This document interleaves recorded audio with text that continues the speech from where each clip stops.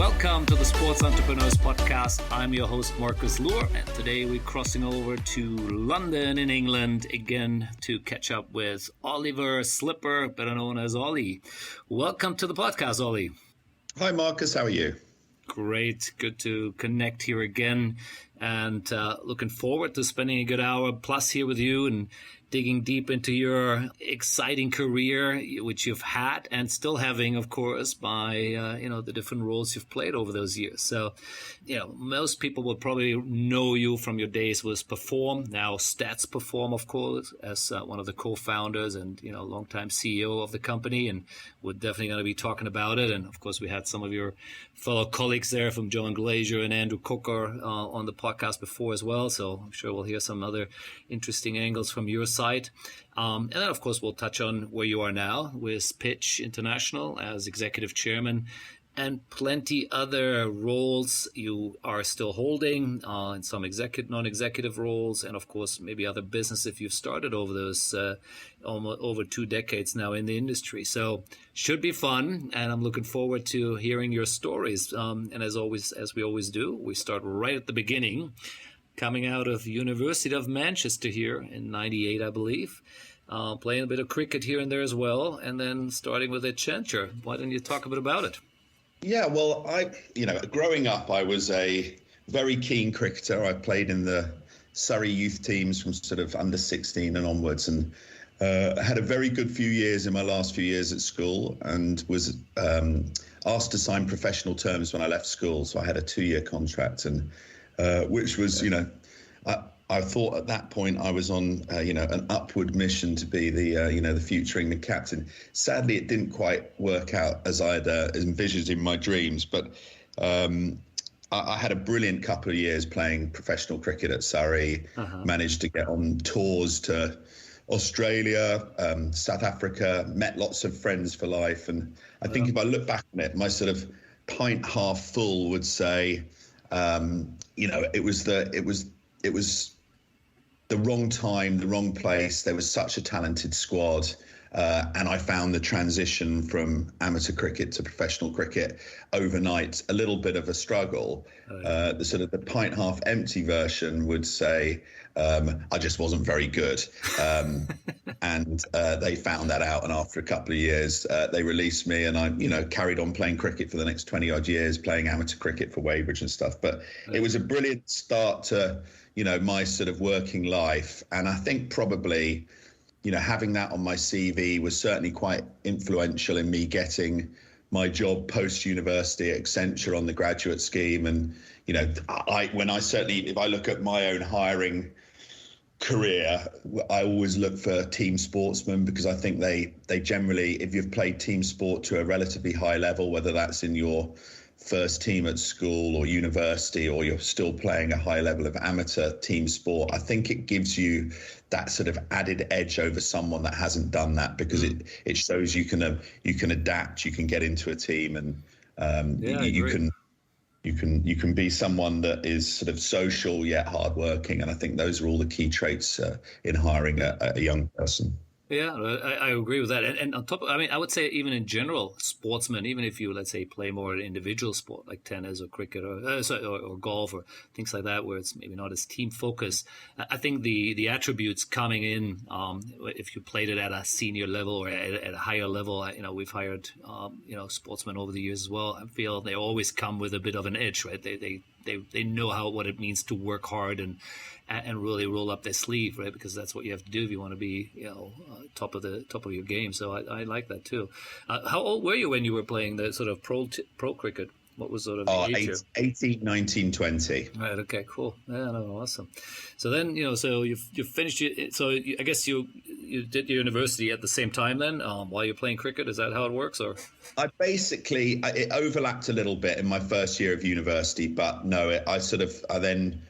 When I was released by Surrey, I just cracked on and did university. I studied classical studies, which was sort of a hybrid of ancient history, Latin and Greek at Manchester, which certainly doesn't prepare you for a career in business or sport. But it got me a degree and allowed me to get on the graduate scheme at Accenture. So it was a sort of a means to an end, I guess. Yeah, nice. Yeah, so let's talk Accenture. I mean, big company. I think you started in sort of the media and entertainment part there, right? And obviously that led to the next things already. So how did that all flow? Yeah, by luck, really. So when you join Accenture, you get sent off to Chicago to their training center for 6 weeks, and you're taught how to construct emails, how to write PowerPoint presentations, how to, almost how to code computer languages and stuff like this. So it's like a sort of a mini MBA in 6 weeks, which is really helpful because I was very green and naive. And I don't think I'd even, when I left university, I didn't own a mobile phone. I'd never had an email account of note. So actually just the basic, I didn't know how to use Excel, PowerPoint. Some people would still say I don't know how to use Excel, but it gives you a crash course in being a sort of a young businessman. Yeah. And my first posting for a month or so was with Sony PlayStation around the launch of the first Sony PlayStation, which was fun. And then quickly afterwards, I got posted to NTL, which is this UK cable business now known as Virgin Media, and had a year doing all sorts of various roles there as a consultant, which were from training engineers how to change their processes from installing analog pay TV to digital TV. Right. I worked in the call centers, teaching them the types of different complaints they'd have from digital TV, which they were just rolling out at the moment. I did sort of vendor selection for their red button services, from interactive games companies to betting, etc. So a whole range of stuff. And then after a year or so, NTL entered into an agreement with a number of football clubs and the Football League, and they created a business called Premium TV, a wholly owned little subsidiary to, I think the reason they created it in the first instance was to try and compete with Sky. So Sky were their main pay TV competitor, but they not only had the sort of the platform, they also had the channels. So they were competing for the end customers, but then they were also selling NTL the sports content and charging them a lot for it. So in NTL's wisdom, they started buying internet rights because they thought that would be the future and that would be how to take on Sky. Right. But it was this was pre-broadband. So they were buying internet rights in a sort of a narrowbound world. And I put my hand up as someone that was a huge sports fan, knew my football. So I was seconded onto that project. And my boss, who I know was a colleague of yours for a while as well, a guy called Ian Eyre, who went on to, following TSA, went on to run Liverpool, and now is the CEO of the Nashville MLS franchise. That's so he was my boss, and we went round and visited all 72 football clubs in the Football League, around about 10 Premier League clubs, and our goal was to convince them to move over to our website services. We then launched the first ever streaming services in the UK, where you could buy, for £5 a month, you could get live audio commentary streamed to your website. So if you lived outside of the radio commentary area, so it was all really valuable learning. Early days of OTT. Exactly, the earliest days. That word didn't exist even at that time. Yeah, so I can definitely say with some confidence I was a pioneer of the early streaming, because I think it pretty much was the first streaming service out there. And we had some successes, we had way more failures. I mean, just technical issues like you would never believe. We sort of a couple of stories. I remember when the fixtures were released in probably 2001. We hadn't quite anticipated the amount of traffic that comes to the websites on the day, the fixture release day, and I think our websites were down for 3 days, which was that was some kind of a major record. Yeah. We always had so we used to run the Rangers, which the Glasgow Football Club streaming service, and Sean Connery, who at that point in his life lived in either Barbados or Bahamas, he had a bat phone to me. So every Saturday he would call with his sort of tech problems trying to get onto the audio streaming service. So I had a one-way communication with James Bond. Some serious customer service there. many more screw ups, but an amazing time, total chaos. You were doing, my job was commercial manager, but I was a product manager. I was an IT manager, tech, you did everything. It was a small startup, and it was brilliant fun. But you said it was a subsidiary of NTL still at that time, right? Or at that time. So this was sort of, when would this have been? 2000, 2001, 2002. Right. And then, so halfway through my sort of first year seconded to Accenture, Ian said, rather than pay you Accenture £1,000 a day for your time, why don't I sort of give you a deal and come and work straight for me? So I did that and joined the team full time. And then sort of trying to think chronologically, probably around the end of 2001, 2002, the parent company went into bankruptcy. So NTL started, following the dot-com crash, right. Started to breach its debt covenants. And so the whole business was then taken over by effectively the bondholders, who were a bunch of sort of US, what they call vulture funds, who then acquired the debt for, cents in the dollar. Okay, the dollars, yeah. So we suddenly had new bosses, and it could have closed premium TV down. They would have done in a heartbeat, because it was a pretty poor business. I think we had guarantees to football clubs to run their websites, to the tune of sort of 10 to 15 million pounds. Yet we were making around about $1 million of revenue, and that came pretty much from a single betting deal with Bet365 and tens of thousands of subscribers to an audio streaming service. So the economics of the business were totally flawed. But the thing that saved it was the Football League, in their wisdom, had negotiated a parent company guarantee. So they were unable to effectively close it down, because it would have meant that they would have never been able to restructure the debt and effectively turn NTL to what it is now into Virgin Media. So we were fortunate to have a stay of execution by dint of the parent company guarantee.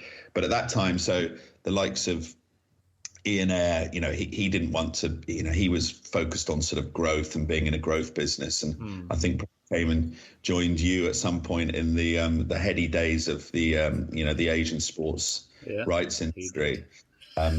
And I saw that as my opportunity as a relatively sort of young, but probably internally quite influential member of staff, to pitch to the bondholders that I should run this business. The way out of this is to renegotiate all of the deals with the Football League and the Premier League clubs. And if you can give me a year or two, I can get this business to break even. Doesn't mess up. Right. Yeah, exactly. So myself and a guy called Rod Henwood, who at that time, he was dropped in as the CEO for a year or two, from sort of 2002 to 2003. We went round, we kept the lights on, we sold, we had a stake at 9.9% in Aston Villa. And this is one of the deals that, it's probably one of your best deals and worst deals. So we had about a month's worth of cash left, and we needed to raise money. So we approached Aston Villa about selling our stake back, which they seemed rather keen to do. So we sold our 9.9% for 2.4 million, which gave us a sort of a year of runway, which was great. But about 3 weeks after us selling our 9.9 for 2.4, they sold the club for 65 million. So Deadly Doug, as he was known as the owner, he certainly had the last laugh there. Yeah. I was going to say that sounded cheap, but again, this is 20 years ago. But they're a lot more worse now, for sure. And I do vaguely remember some of that, actually. When I guess the early days there of premium TV. So you're basically restructuring everything. How does that then eventually, after you then keep running it for a couple more years, how does that sort of then lead into the next step, which I guess is, partnering up with the next group there, Inform, and of course Perform then kind of comes out of that. What is sort of the next connection there?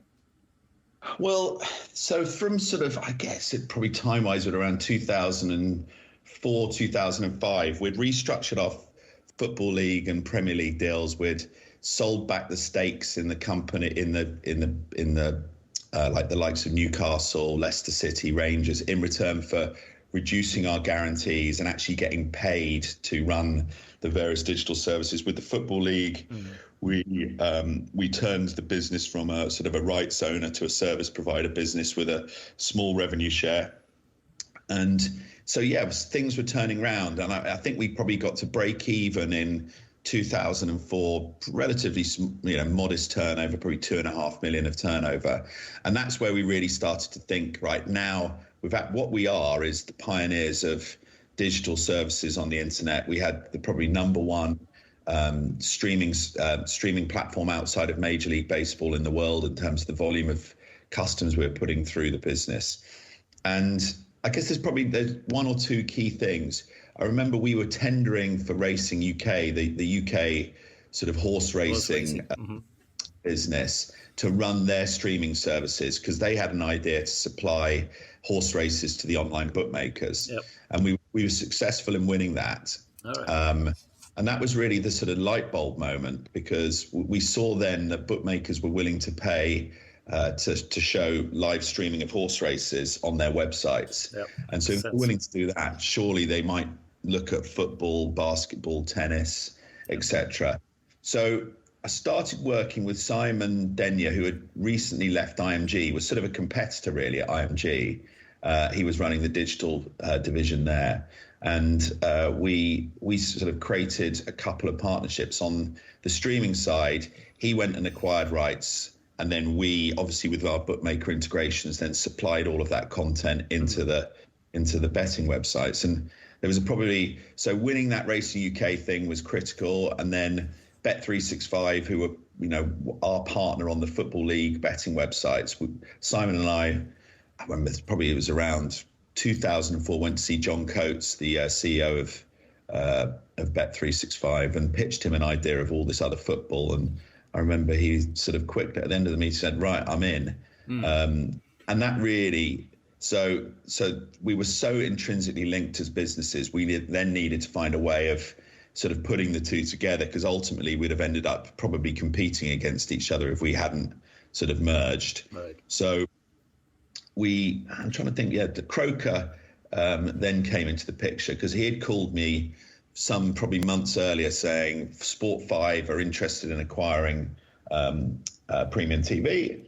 Now that sounded good, but I didn't really want to go and work for Sport 5 as like the head of digital within a big sports trading agency. I felt that we had a much bigger chance of building a big business on our own. So I then challenged him. I was like, listen, we don't want to join Sport 5, but if you can find some money, Simon and I would like, we can use that to pay off my old shareholders. Simon would put his business with his partners like John Gleischer and Steph into a new entity, and I think we're in very, very good shape to sort of create, I guess, a new sector within the sports rights space. So Croker, as he does, went and met huge amounts of people, and then came back to us in relatively short order and said, right, I've met this guy called Jorg Mohart, who is just about to leave Providence Equity Partners to join Access Industries, Len Blavatnik's investment arm,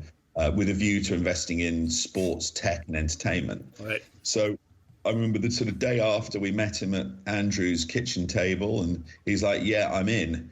And within literally 2 or 3 weeks, I agreed the deal with our old Vulture funds. I think we paid them £25 million to buy them out. We then merged business with Simon's, and the rest is history, really. And so Croaks, myself, and Simon with John were, the founders of Perform, which was the sort of next 5 years of my life. Yeah, no, I love it. It's great. It's definitely some parts there which we hadn't really heard in that sort of fashion from the others. So that's really interesting. Now, you were, I think, if I got it right, you were the joint CEO, right? Obviously, during that time with Perform. Talk about through this a bit from your point of view, how, and you've already sort of teed it up really nicely here in terms of what was the business and what you saw that, there are bookmakers, not just in the UK, but I guess around the world who are keen on content, and you guys are now providing that service and, delivering the stream on the back end of it, which was really, I guess, how it all, what really was the main business for a very long time, right? If I understood that correctly.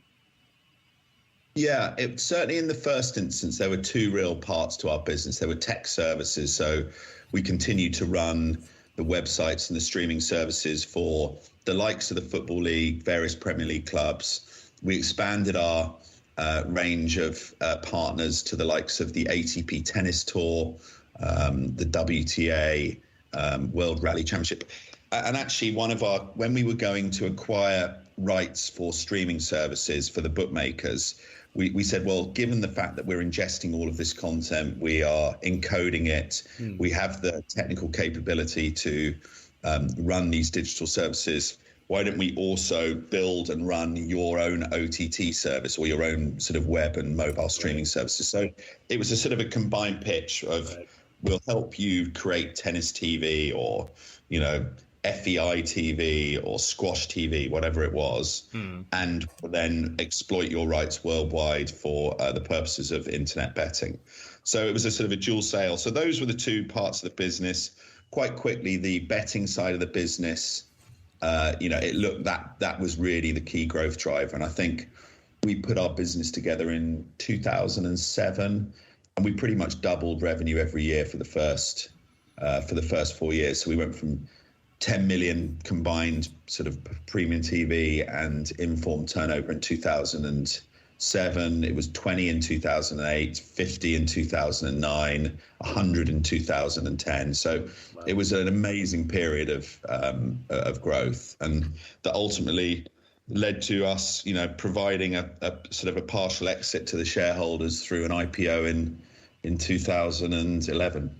Yeah, correct. As I remember, we had that conversation about the IPO, which sort of worked, and then you guys took it back off again, right? For whatever other reasons. Maybe we'll talk about it later. But now the growth which you see there, again, there are companies who grow that speed and they still lose a ton of money. I'm assuming because of the way the business model was structured, you guys were fairly highly profitable in that area. Is that correct, or? Yeah, we never ever in that period of time from 2007, Access provided the finance to acquire my old premium TV shareholders. And then from that moment, we never once needed any further investment. Right. So we self-funded all of our growth through to the IPO. Yeah. And then the IPO was a slightly different story because, we used the funds from the IPO and the liquidity that a public listing gives you to acquire other businesses and through part cash, part shares, etc. Yeah, cool. Again, I was on the, like an IMG, the sports files of the world. We were trading rights, representing agent rights holders, and of course selling the data or the betting rights was always was a small piece to the puzzle. In some cases, it became larger and larger over a period of time. But in your case, obviously, you are the one who buying the rights and then rebundling it and then I guess selling it off to whatever 100 different rights holders, right? Platform owners. So and it's where is the margin in it in terms of buying it at the right price and then obviously multiplying it out, or how you guys were compensated by these platform owners?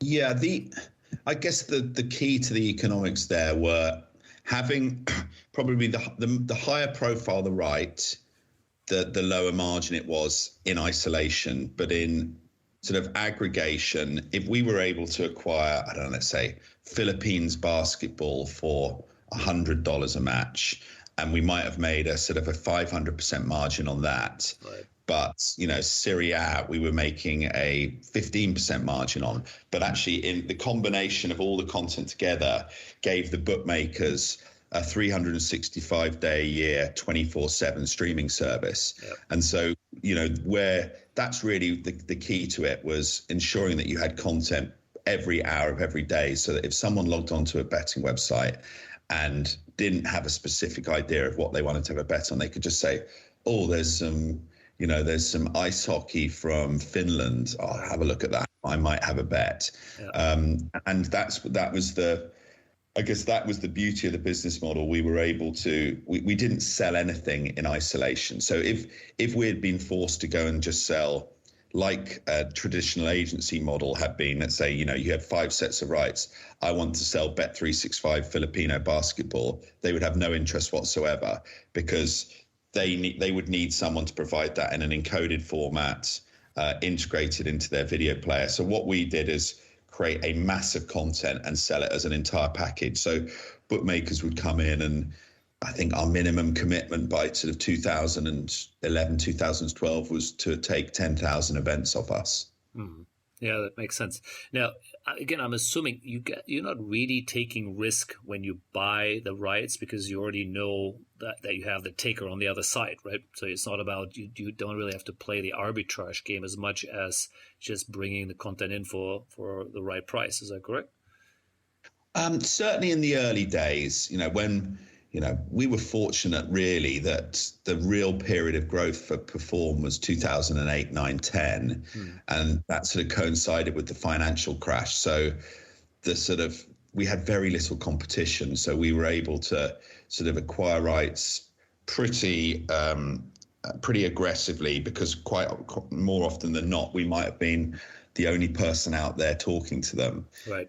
As the market cottoned on and Sport Radar got involved. IMG had some service like that as well, right? Genius, or whoever the other people are. Then it became a much more competitive market, and you needed to be extremely careful on what you paid for rights and trying to calculate your margin. One of the key things is bookmakers don't like a huge amount of concurrency of volume of matches. So for them, there's diminishing. If you've got 10 games on at the same time, there's almost a diminishing return, because people aren't looking to, they're not, for a lot of the sort of content we were providing, they weren't looking, I'm not specifically going on to try and find a Portuguese Division 1 football game. I just want to know that there's 4 or 5 things on there at any one time that I can have a bet on, certainly with some of the smaller sports. So you needed to be careful that you acquired in the right time frames, so that bookmakers didn't have lots of other content going up against it. Well, that makes sense. Yeah, that makes complete sense. And do you guys ever take, what do you call it, affiliate revenues of the bookmakers too, or is just a pure straightforward service as, here is the feed, you pay me X? No, the problem is the bookmakers that would have wanted to have done structured deals like that are the bookmakers you wouldn't want to do deals like that with, because they weren't. They were probably they didn't have the money. Where you were convinced their product wasn't quite good enough, but they were having to buy the service to be competitive with the really good ones. And then the good ones, whether it's the Bet365s or Unibets or whoever it is, they don't want to give you a profit share, because they don't want you seeing how much you're making on their exactly on their. So makes sense. Yeah, we avoided that. No, interesting. Now I remember there was the WTA deal, which was, so at least my recollection, one of the first ones where all of a sudden Perform was no longer just buying betting, but you bought all the rights, right? And then subsequently, I think you maybe passed someone to an agency to actually monetize it, but you were in essence the true rights holder of the whole block. Is that, you might have done other deals prior to that, but I recall that one as one of the bigger ones, which obviously was well documented. So that shifted a bit, of course, the mindset. What was the idea or strategy behind that? Well, the strategy, I can remember it very clearly. Simon and I were having lunch in Sunbury Cross, and we were bidding to try and renew our WTA rights. And I said to him, we should just buy everything here, because we're more than 50% of the global revenue. And the problem is they would have gone off and done, a Sky deal, a whatever it is, an ESPN deal, a Fox deal. And then, then historically, then they would try and do the betting deal at the end. And actually, I just thought that's the time where we should be aggressive. We're the biggest buyer of this content in the world. We should take a dominant primary position. And actually, it worked out brilliantly. Now, it needed us to sort of skill up from a distribution perspective, because whilst the betting was great revenue for them, it's not as a brand enhancer. And, for them, distribution and eyeballs is so critical, in particular for the women's game. But I think, we did a brilliant job on that. Likes of Alex Rice ran that project for a long time, who's the chief rights officer at Stats Perform now. And, I think when we look back on it, historically, they would have just done a deal with Eurosport. And, the Eurosport game, it's like, claim to have 200 million households. But, I think that's more like, in terms of when you actually get into the viewing figures, pretty small. So moving to a market by market approach that we did, certainly, I think, helped them grow their eyeballs and their revenues. Mm. You did that with a few others as well after? I don't remember. Yeah. So in my time, when I stepped down in early 2015, we did that with FIBA as well. So so we structured a deal acquiring the FIBA rights, I think, through to the 2036 or something like that. So a very similar structure to the WTA deal. But yeah, those were the two main ones. I think latterly they've done similar ones with maybe ice hockey handball, sorry. But yeah, it's a very interesting model, and it's one I think we'll continue to see more of. Mm.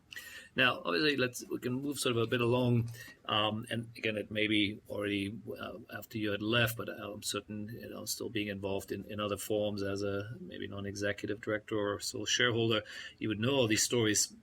Obviously, there was a point in time then when the company really started to look at the world differently, right? And, the word DAZN started to appear, and getting directly into a direct-to-consumer environment, which is very different than, obviously selling to a bunch of gaming platforms. So where did you see that transition? Was it everyone saw what Netflix is doing and thinking, oh, man, we can do this too, and sports is, of course, great content to do it with? Or what was the sort of, from your point of view, the aha moment there?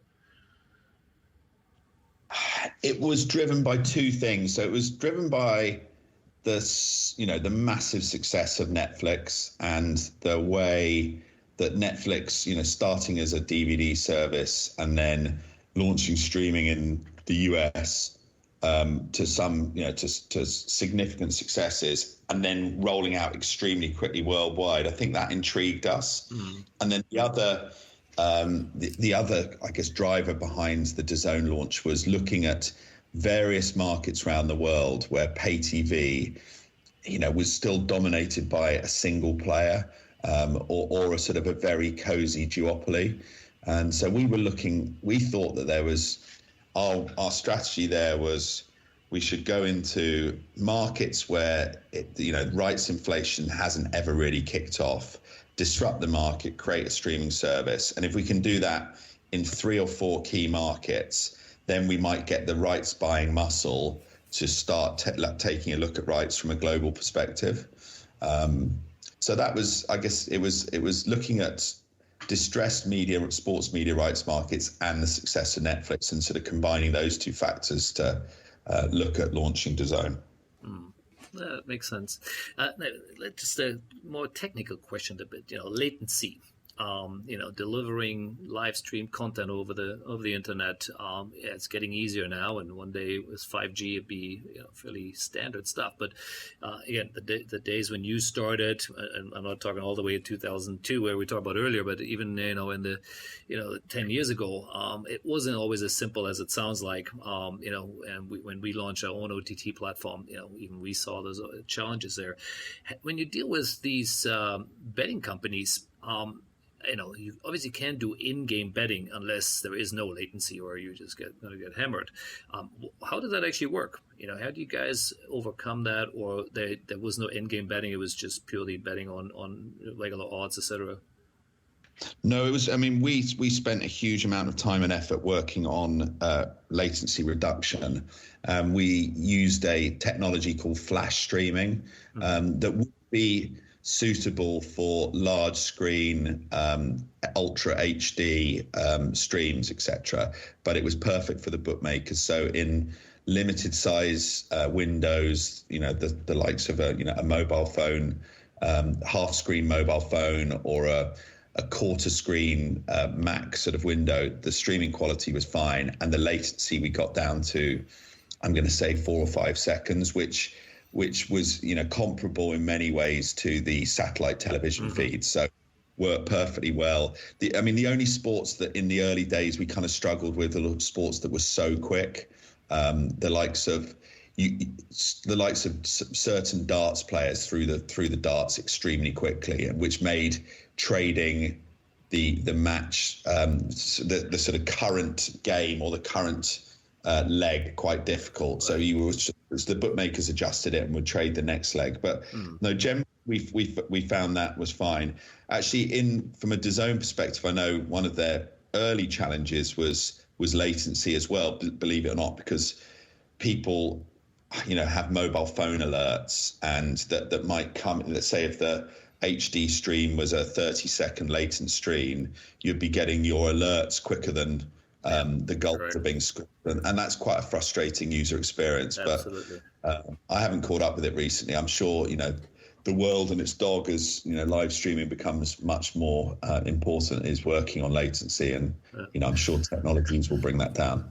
Yeah, just to stay for a minute maybe on DAZN here before we move on, and I know you're not directly involved, but being part of the industry and clearly being a founding member of the company before, what do you think has worked and hasn't worked, looking at the business model now, where billions of dollars been sunk into it? I've had my own little experience with when we launched SportsFix, which was like a mini version of what DAZN is. We had the same experience. We ran out of money, which DAZN hasn't necessarily yet, but obviously keep pouring money into it to keep moving. And I've had some other conversation before where we compared it a bit to Sky Sports, which I think took 10 years before they made any money, and now of course it's a huge business and very profitable. How would you look at it? What do you think it's the runway or the end, the end game here? I'm pretty sure that the end game for Access will be an IPO or a trade sale, and I would have thought they're probably quite focused on that within the next 3 years. I'm not close enough to the business to know that, but what they have done is build scale from a multi-sport, multinational streaming service in the sports space like no one else has. Right. So they are whilst it's been a very cash consumptive business over the last 6 or 7 years, because as you say, launching sports services, whether that is traditional pay TV, you'll see it with the likes of BT or Sky, or whether it is a global sports streaming service, is a very expensive game, because there are incumbent operators that will fight for their lives and drive up rights fees to protect their position. So it's far from a very easy thing to get profitable quickly. But they've built a brand, they've built a global streaming platform that in its own way has incredible value from a tech perspective, and they've got well north of 10 million subscribers. So they're a very interesting proposition, whether that's a public market proposition or whether that is a trade sale to one of the major US properties or something like that. Yeah, that makes sense. Were you around when they came up with the name DAZN? I was a non-exec director. I have to say I wasn't massively in favour of it, because whenever I asked people, they pronounced it differently. But I was convinced by James Rushton, who's a great friend, that after he said that intrigue of not knowing exactly how the name is pronounced is not a bad thing in the first instance, and once you've got global scale, everyone knows how to pronounce it. And actually, I've been proved totally wrong on that, because when you hear, whereas probably 4 or 5 years ago people were calling it DAZN, DAZN, I pretty much universally hear them call it DAZN now. I think they've done it took a while to get that name right, that's for sure, when you first see it. Interesting. Now, did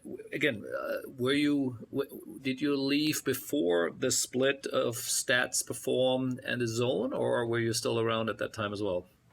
Yeah, I left when we were delisted from a public market perspective. So Access certainly had the view that we were undervalued on the public market. I think, we were sort of $750 million market cap business. They felt that we would be much more valuable as a private company again. And equally, they were just starting to think about DAZN and the UK public market in particular is quite a conservative platform. They wouldn't have liked being invested in a business that was, making $50 to $60 million of operating profit when we delisted, to suddenly losing a few $100 million as we invested in an OTT thing. So right. Len and Simon's view was let's take the business private. And, quite frankly, I'd done sort of 15 years at DAZN, of which about 10 or 11 I'd been running the business. And I just felt that I needed a bit of a break and to do something different. I missed this what I would call sort of small business mentality. So whilst it was just an unbelievable ride for a few years, when I left, I think we had 2,000 employees, and I kind of I like that earlier stage of the business where you can walk out of your office and know who everyone is, and know a little bit more about them just than that's Dave from accounts or that's Pete from product management. So. Yeah, it was just good timing for me. I stayed on the board for a few years, and then when I took the pitch job, I felt there was probably a conflict of interest, so I decided to hand in my notice as a board director and leave the likes of James Rushton and whoever the current crew are running the business there to hopefully take it on and achieve some kind of an exit, as I'm still a small shareholder in some way or another.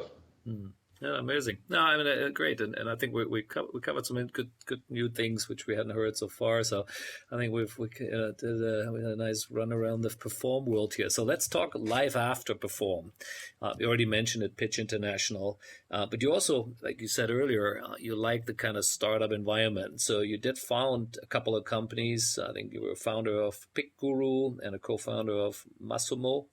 Let's talk a bit about that. Let's talk a bit about the companies, and I believe in one of them, again, you already sold again. So that sounds like there's some good stories there as well. Yeah, so when I left Perform, I'd been working with a guy called Erdem Yerdiner, whose business I'd acquired was the leading sports website in Turkey. And he was an amazing entrepreneur, and his earn-out was coming to an end at about the same time that I was thinking of leaving following the delisting. And we started talking, and we had an idea for a puzzle-based mobile phone game. And I think it was probably driven. I was getting the train up to work, and all I ever saw people doing was playing Candy Crush. And I'm like, well, we're missing a trick here.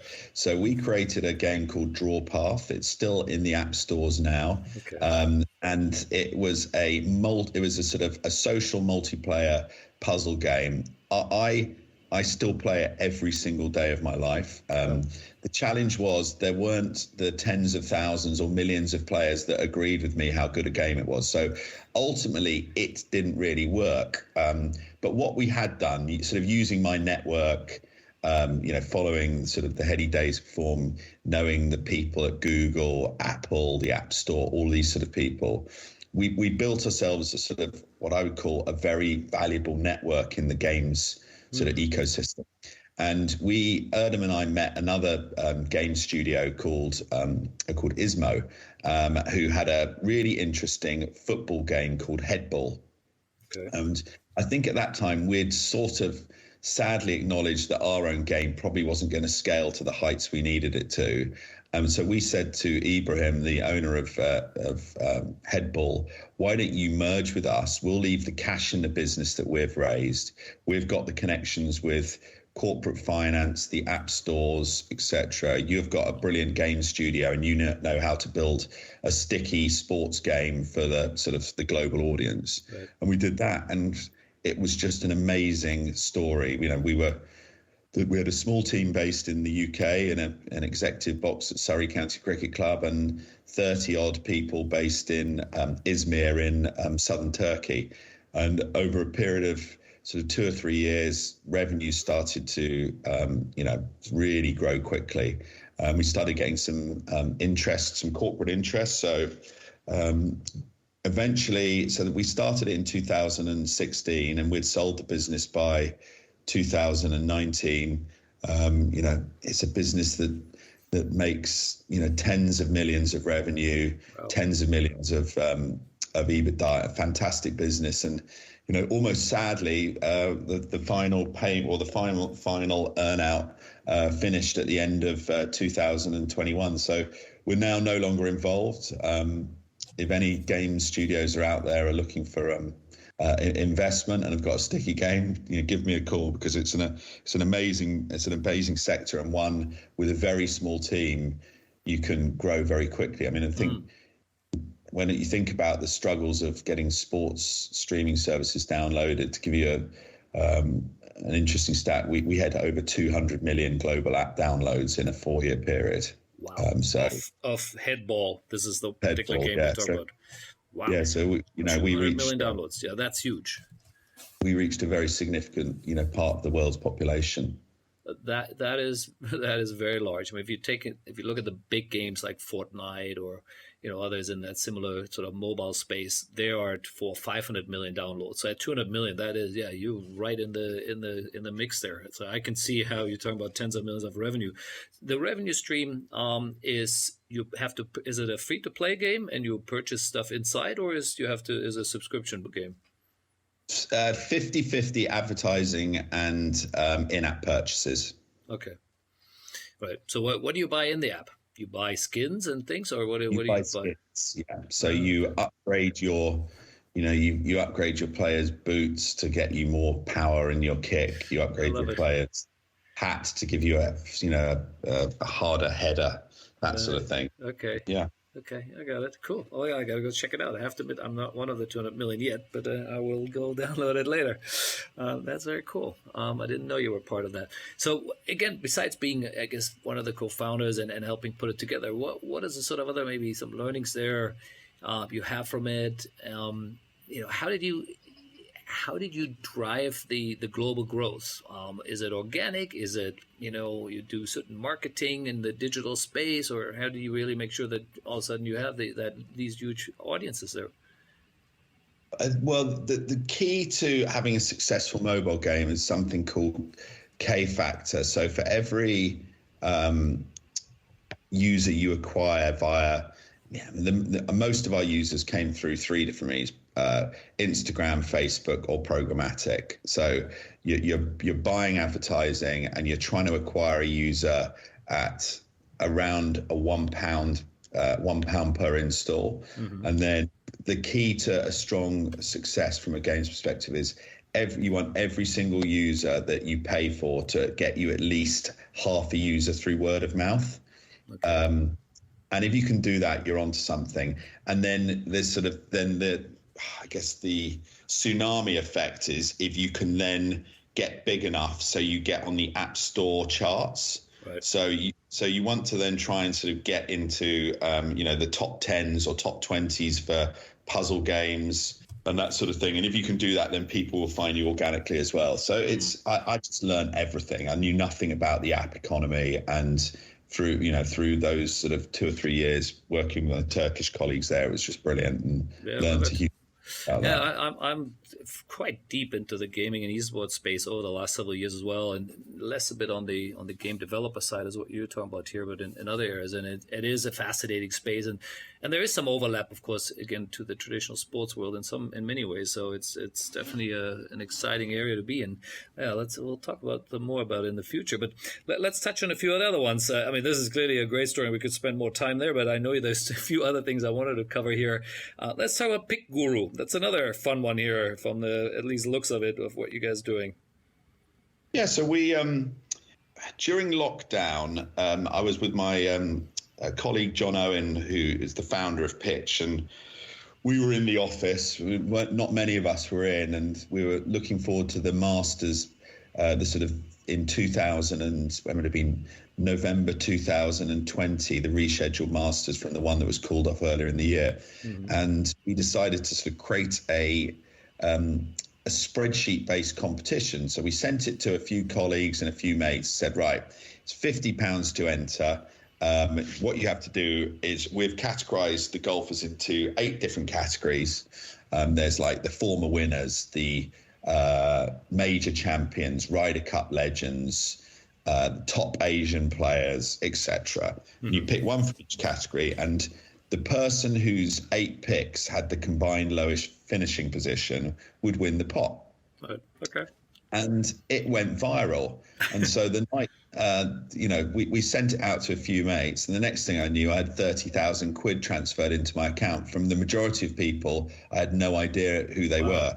The first, we had anticipated this might be 1,000 quid, and we gave 50% to the winner, 30% to second, and 20% to third or something. And it just went viral. So John and I and John Yule, who's another of the Pitch co-founders and is the legal counsel, started to think about this as, surely there's a business here. And we found a couple of guys, one of whom was an ex-colleague of mine from Perform, who had been pitching a sports social betting idea to various people. Mm-hmm. And we convinced them to ditch their product and build PickGuru. Right. So we launched at the start of this year. We're 6 weeks into being a live game or live product. Okay.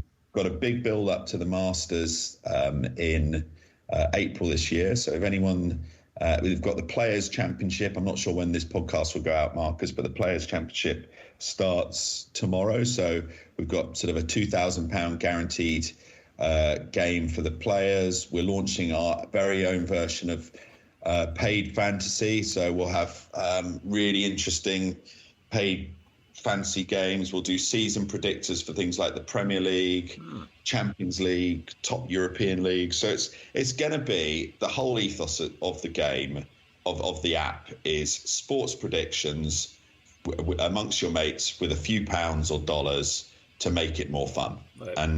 And so far our user feedback has been phenomenal. So I'm very hopeful that we're onto something here. So where do you find it? Is it pickguru.com, or you have it is an app already itself? It's an app only at the moment. So PickGuru, all one word, and you can get that in Google Play or the App Store. Right, got it. Cool. The only thing I'd say is at the moment we only have a UK license.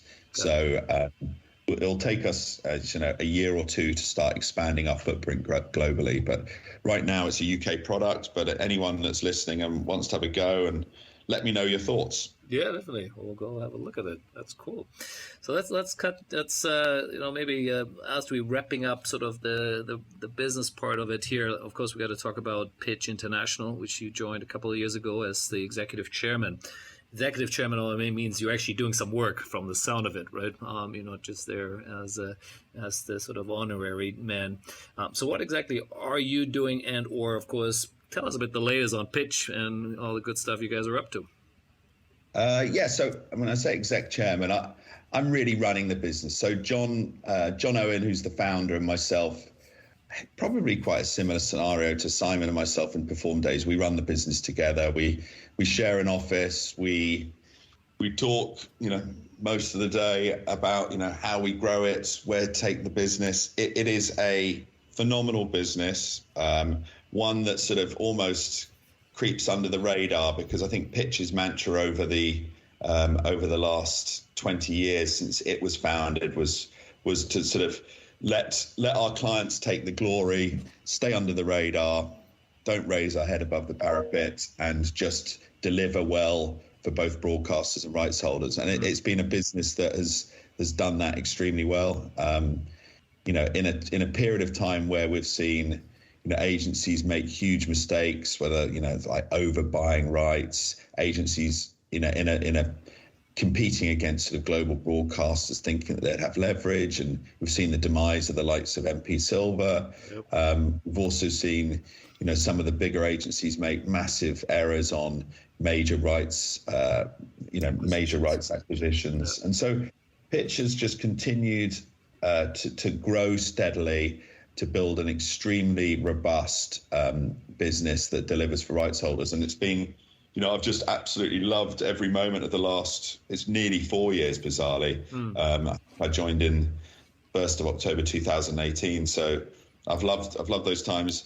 We're around about 70 people, mostly UK based. So it's a nice sized business. I think if you looked at our revenue per capita, we would be punching well above our weight in compared to almost any business in the world. So it's a great business that its main focus is media rights.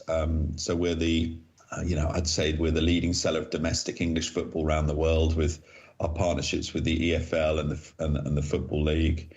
We're the leading cricket agency in the world, so represent 4 or 5 of the major cricket boards, helping them distribute their content worldwide. And then we're, the number 1 Northern Hemisphere rugby agency, so selling the Six Nations, Autumn Internationals, and the UK's Premiership rugby product around the world. And then increasingly starting to make some real inroads in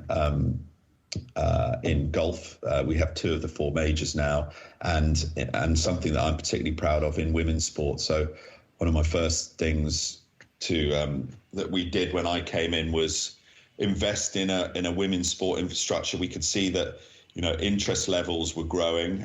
Revenue was still some way behind where we thought it could get to, and we invested in a team of people before we had any revenue to sort of have the right level of data science, analysis, distribution, and it's proved extremely successful. So we now sell the Barclays Women's Super League around the world. We have centralized the whole package of international women's football, sort of World Cup qualifiers. We work with England cricket on their women's content around the world, New Zealand cricket, West Indies cricket, plus the South American football, CONMEBOL, Six Nations rugby. So we really are the sort of dominant global women's sports agency around the world. But it's been brilliant to see the rise of that. Yeah, absolutely. I think there's a huge opportunity for sure in women's sport, and it's great to see someone is also putting some muscle behind it, like you guys doing. And that's awesome. I mean, Pitch always been, we've all worked together before on some content you guys owned. And I'm also really happy to hear that there is still money in the media agency business, as that we're sort of out of it, and because we either got out muscled by the big boys, or of course in many cases rights holders have taken their rights in house, and I just felt there wasn't a good business anymore, at least from what we were doing as TSA. But I'm really glad to hear that there are still others out there doing what we've done for 20 years as well. That's awesome.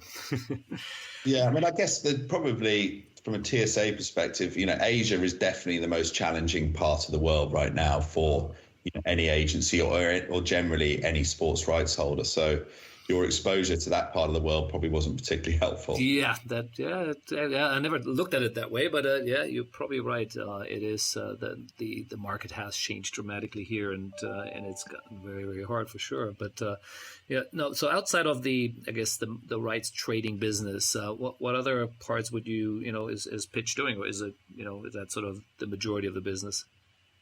Revenue-wise, it's the majority, but we have 4 other arms to the business.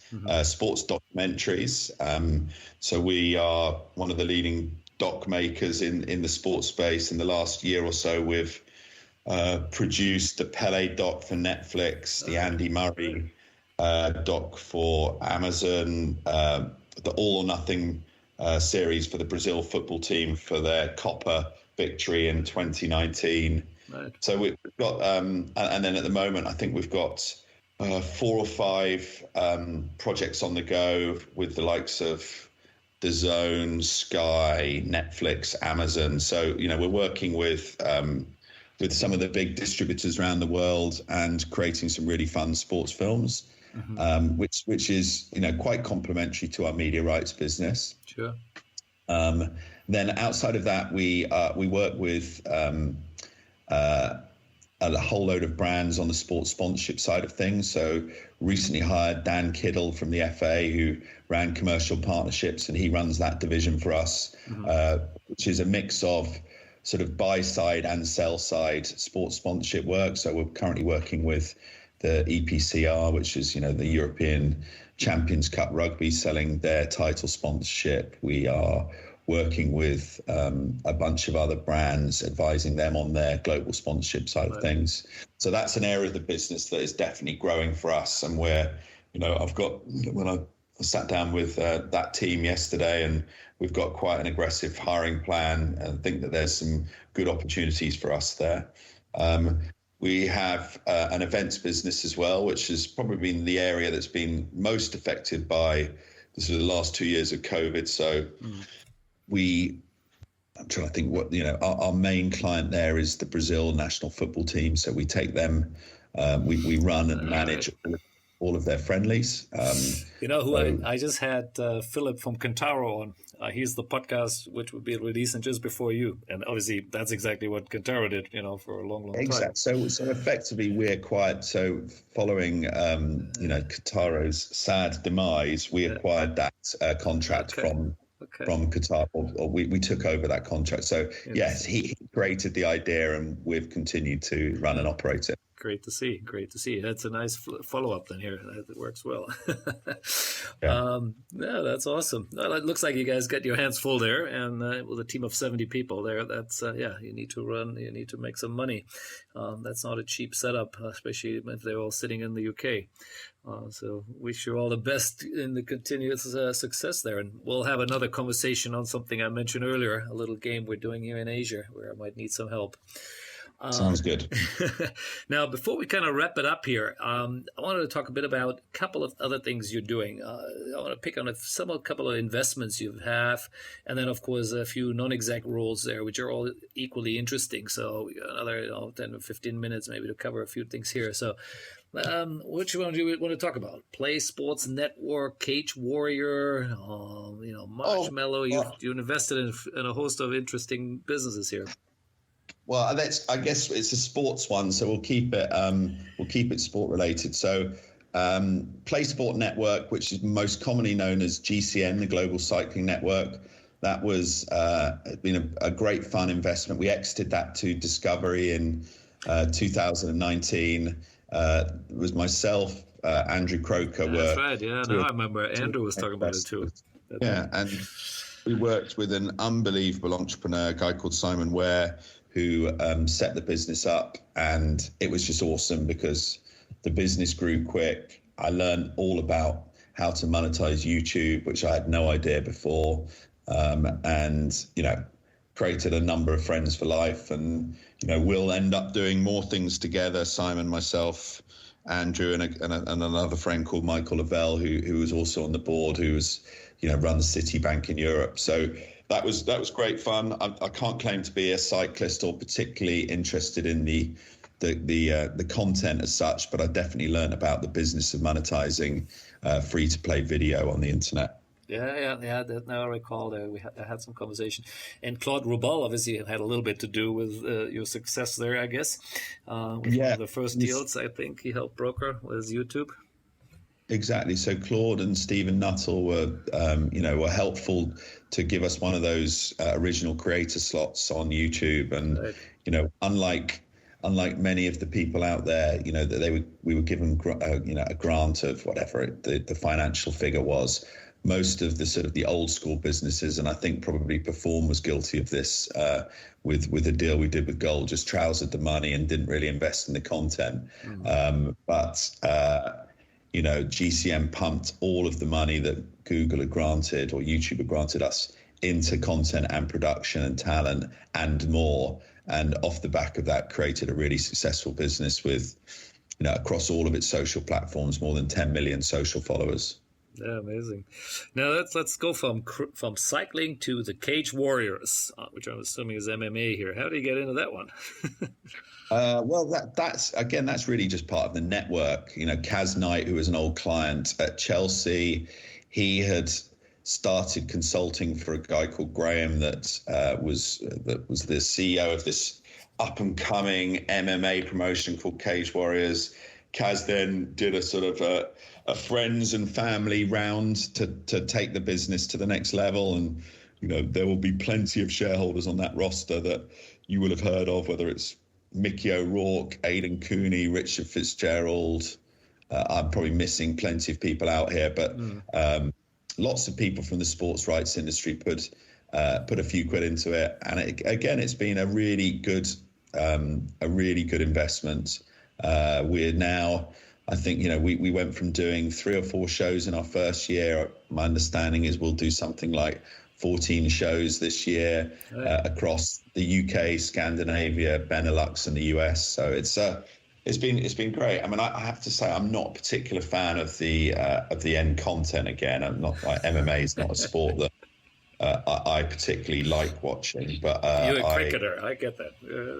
We're a soft touch cricketer. No, cricket, football, and rugby, and a bit of golf will do for me. But yeah, I'm not really so much of a fight sports guy. But it's been again a really good investment, and one that will continue to grow, I hope. I mean, obviously we launched Lorry Kickboxing, which it's a slightly different sport. There's a lot of similarities about a fight sport, how you set it up and what you do around the world, and it's been it's an interesting experience. It's not an easy business, not as easy to make money.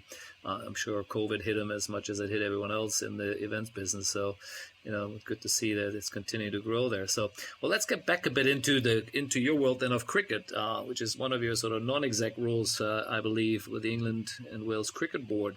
There's a few things you did, including, I believe, one of the new events called the 100, right?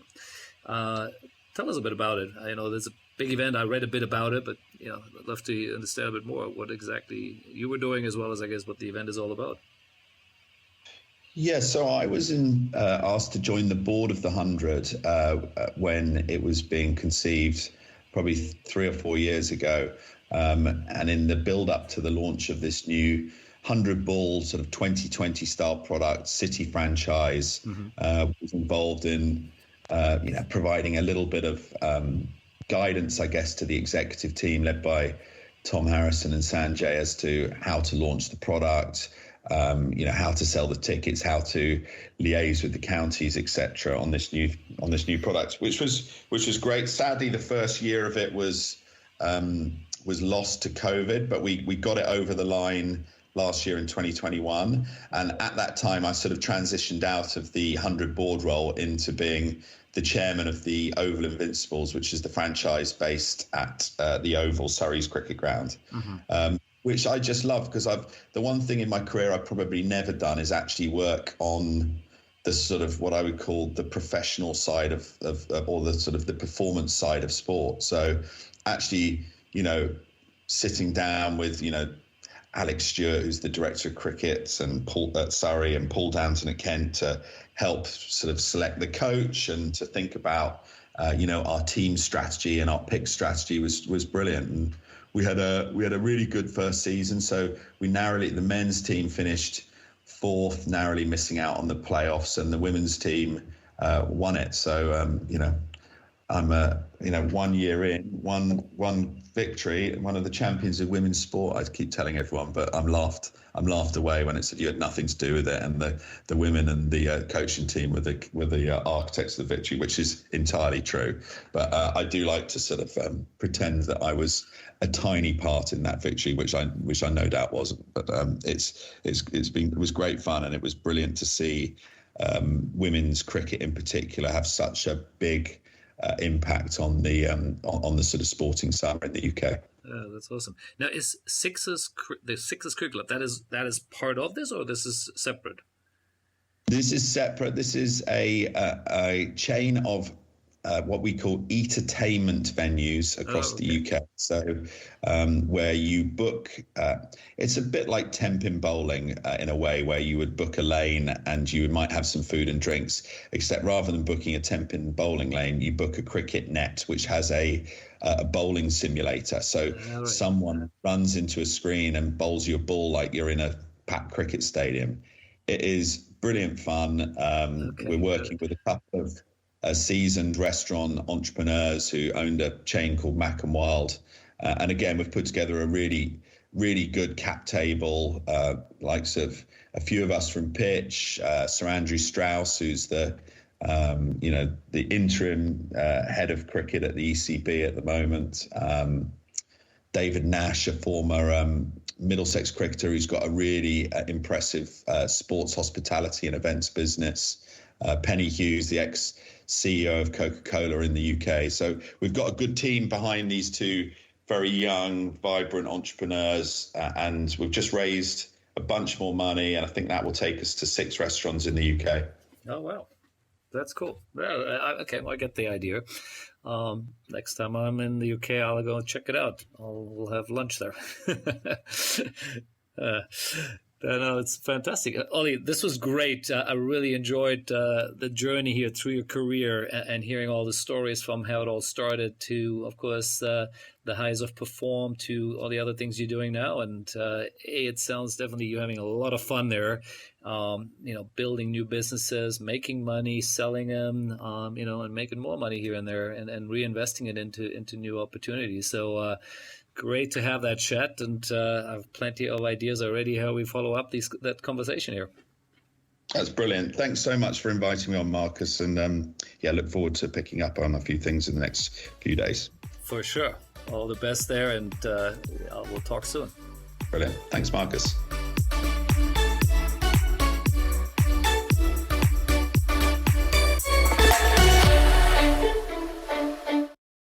The Sports Entrepreneurs by Marcus Luer podcasts are a collection of interviews and stories. All content in this podcast is the copyright of Marcus Luer. Reproduction and distribution of the presentation without written permission of the owner is prohibited. All rights reserved.